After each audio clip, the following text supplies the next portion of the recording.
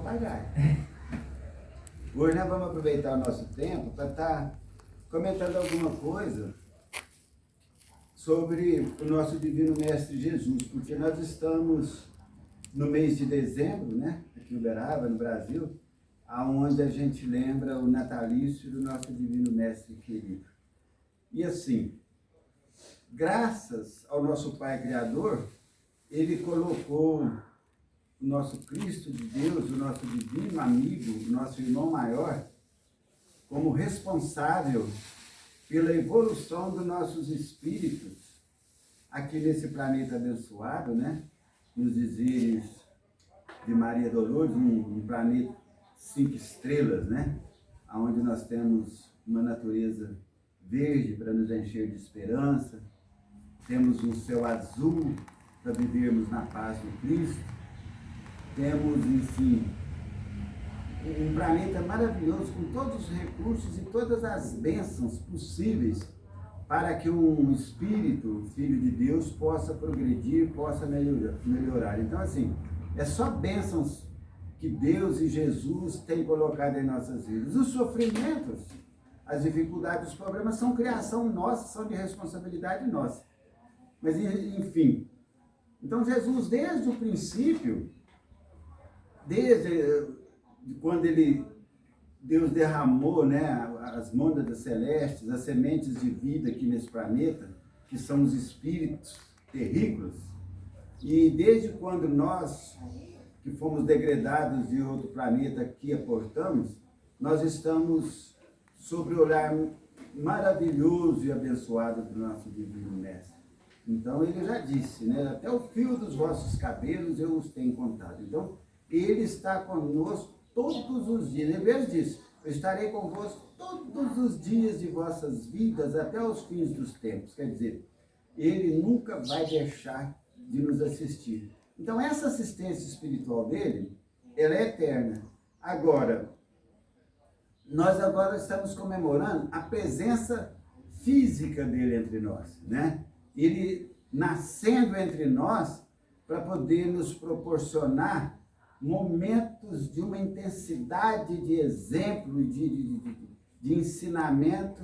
Assim, foram 3 anos que ele ficou divulgando as leis divinas, e esses 3 anos vai ficar para a gente ficar uns 3 milhões de anos pensando, analisando e progredindo. Bom, mas o que vale a gente lembrar é que quando ele programou o seu nascimento aqui, ele achou por bem estar nascendo entre um grupo de companheiros, né? Que já tinham uma situação espiritual, uma sensibilidade maior, que são os druidas, né, na Gália. E aí nós sabemos que a vida na Terra é difícil desde quando a gente programa a reencarnação, ou a encarnação, que é no caso dele, que só teve uma vida aqui na Terra. Então ele programou e as trevas agiram, e aí foi eliminado o povo gaulês, né? Os druidas tiveram que mudar, e aí depois nós tivemos então esse pessoal nascendo na Galileia, e aí ele transferiu o seu nascimento para Galileia. Sobre a data que ele nasceu, isso aí é secundário, porque nós sabemos pelos estudiosos que, na verdade, ele nasceu em março, em meados de março, pelos estudos astronômicos, mas não importa, o que importa é que ele nasceu. E o que importa é que, com a presença dele, a face da Terra mudou, porque ele, como médium de Deus, ele trouxe para a humanidade terrestre a lei de amor. E aí mudou a situação todinha do nosso planeta Terra, a ponto de a mulher, que era considerada como animalha, que era contada no meio dos objetos, que não tinha valor como criatura humana, não era considerada gente, né? Ela passou a ser valorizada. Ele mostrou o valor da alma feminina, tendo como companheira de parceira de atividade e tarefa a alma feminina. Ele acabou com a escravidão, né? Quer dizer que, na verdade, iniciou o término da escravidão, mas aí ele nos ensinou a lei de sociedade, ele nos ensinou o valor da família, o valor do trabalho, a bênção que é o dinheiro, né? Porque tem gente que acha que dinheiro é uma coisa condenável, sendo que o sangue da sociedade humana chama-se dinheiro. É através do dinheiro que se propaga a ciência, que se estuda, que se cria oportunidades, né, de subsistência, de vivência. Então, assim, ele mudou completamente a face do planeta. E a gente está aqui hoje comentando alguma coisa nesse sentido, por quê? Porque eles falam que brasileiro tem memória curta, mas não é só brasileiro, não, é o tal do ser humano. Porque ele veio, exemplificou, muitos melhoraram, muitos alinharam com a sua doutrina, mas descorrido algum tempo, a sua doutrina ficou esquecida, foi necessário que ele enviasse até nós a presença de Allan Kardec, de John Hus, né? E de tantos benfeitores amigos, para que o seu evangelho fosse revivenciado. Então, hoje, a gente está vendo aí a humanidade,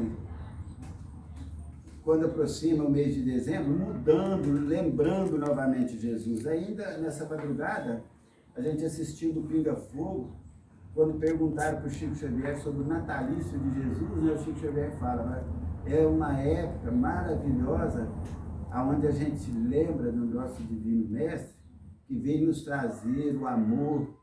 Então, assim, as pessoas mudam completamente os seus pensamentos, as suas atitudes. Hoje a gente estava vendo a Cristiane comentar que ela está achando interessante os cultos ecumênicos, né? A vivência, a convivência entre os religiosos de diferentes doutrinas.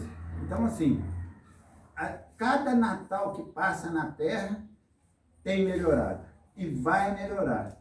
E agora que a gente está passando por esse momento abençoado de transição, né? Onde nós temos os cataclismos, os grandes acidentes, igual a gente teve na Bahia, a gente está tendo a Covid aí, e nós vamos ter mais outras bênçãos maravilhosas, chamadas dores, né? Porque a dor com Jesus é bênção.